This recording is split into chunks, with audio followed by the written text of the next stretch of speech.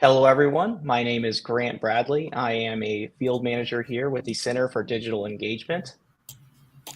And I am Morgan Roselle. I am a field manager at the Center of Digital Engagement. So before we begin, I'd like to remind all of our guests that are currently watching, if you have any questions, by all means, put them in the comment boxes down below on whichever streaming platforms you're watching us currently on. And without further ado, let me introduce Kayla. Kayla Henneman is a performance marketer, a Google Ads expert, aspiring international marketer who is also a paid search specialist with Attentive and a past member of the Digital Summer Clinic. Welcome, Kayla. Thank you so much. Appreciate it. So first question, quick question. Tell us about yourself. Give us a little history on what you've done that's led you to this point with your current position at Attentive. Yeah, so as you just wonderfully stated, currently I'm a paid search specialist at Attentive. I started, I got my degree in marketing at EMU, Eastern Michigan. I took my senior year, I took Bud Gibson's classes. He had 2 digital marketing classes. I always kind of knew I wanted to do marketing, but didn't know what to do. And I remember his class specifically said, get real world experience. I'm like, I think that's what I need. I worked with 2 nonprofits in his classes. So I did Google Ads for one, Google Analytics for the other, trying to figure out how to get them to different goals that they were trying to achieve. I graduated in 2020, so I was a pandemic grad. I had a hard time finding a job, but luckily the summer clinic got me in there.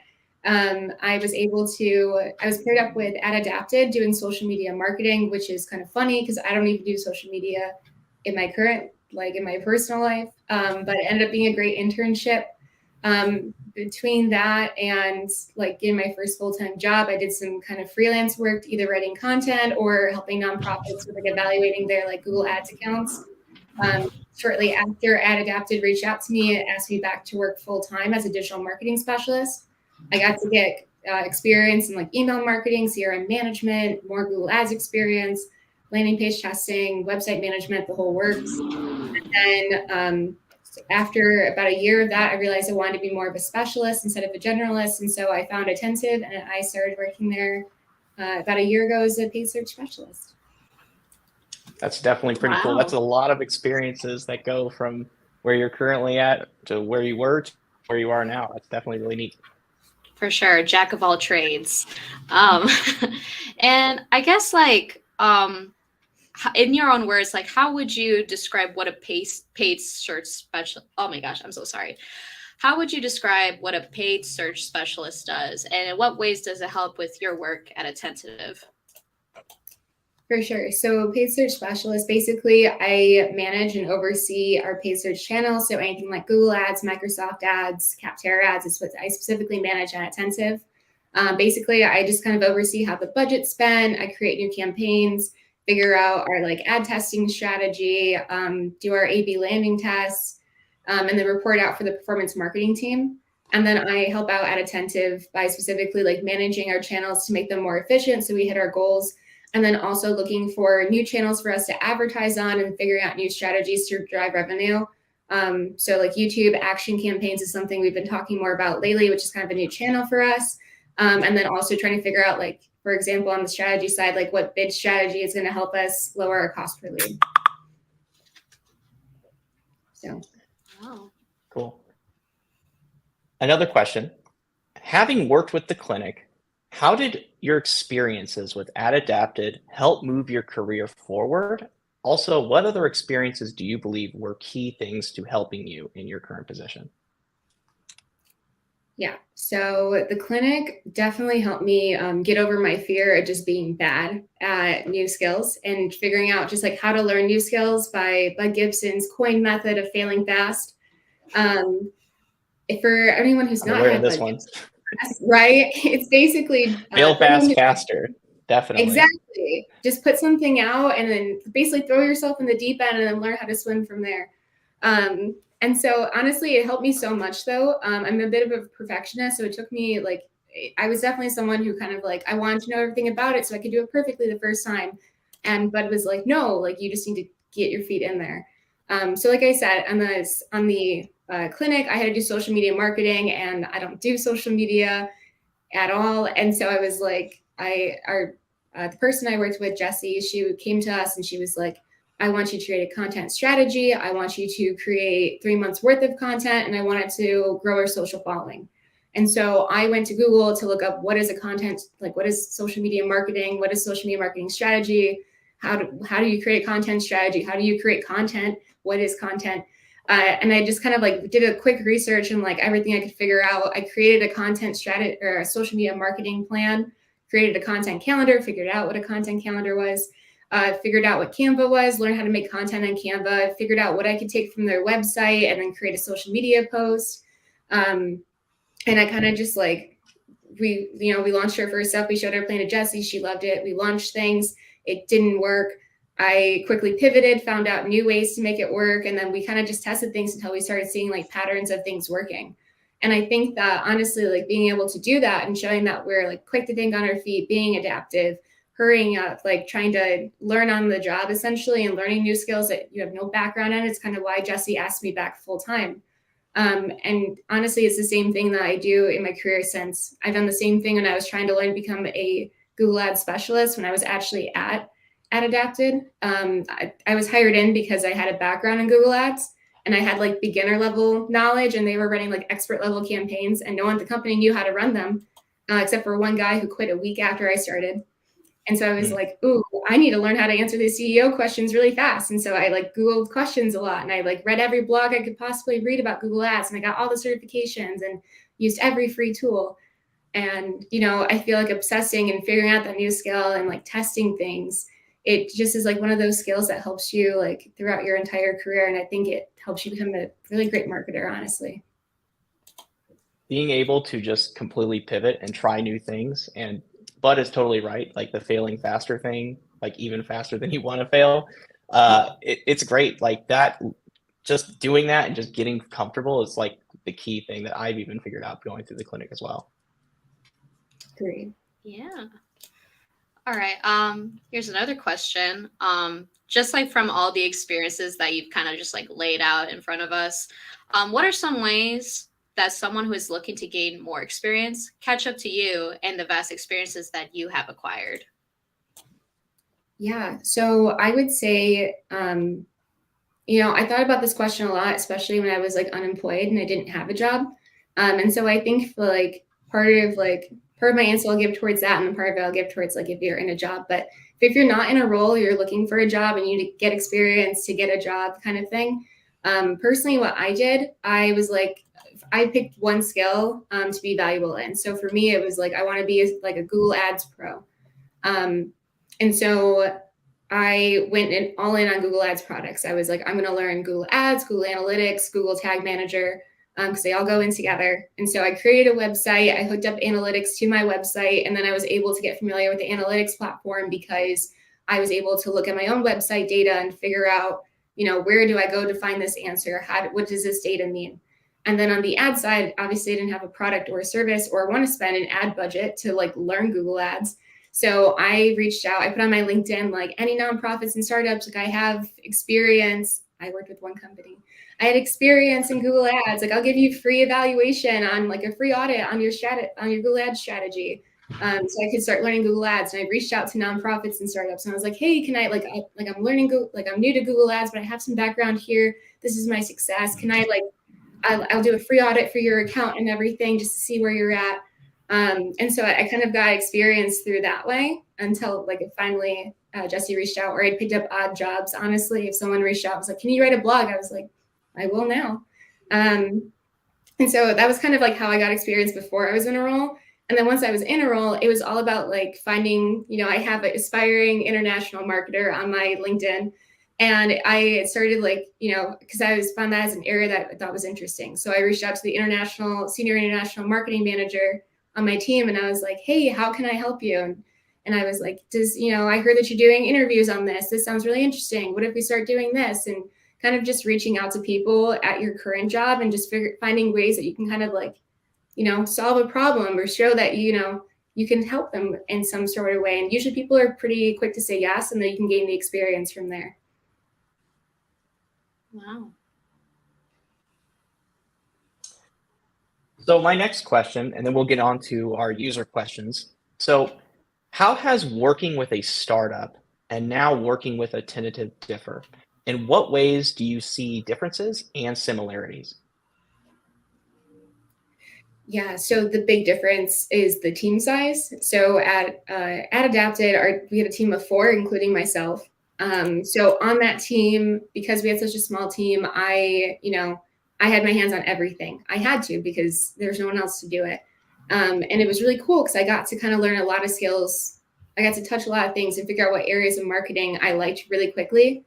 I had more say in projects. So I was like, I would figure out what thing I wanted to work on. I'd be like, yeah, we could work on this, but really, I think this is going to drive, revenue. I think we should focus our areas here. And so I kind of got to have more say on the projects that I wanted to do. And, I kind of, since I touched everything, I got to see everything working together and I kind of got those like full funnel insights. So it's definitely more like breadth versus depth. And then on the attentive team, we have like a marketing team of 50 to 100 people. And so, it's awesome because I get to collaborate with more teams. I don't need to learn all the skills. Like I'm not a very good content writer. We have an amazing content team who writes all my copy for me. And I do more of the strategy side of it. Or we have a design team who creates our landing pages. So I don't have to learn how to recreate landing pages anymore. I can just figure out the strategy side of things. I get more tools to play with because we have more budget. But at that side also, I have more like depth in my one area versus like I don't touch as many projects anymore. So it's more like specialized in where I'm at, which is what I wanted.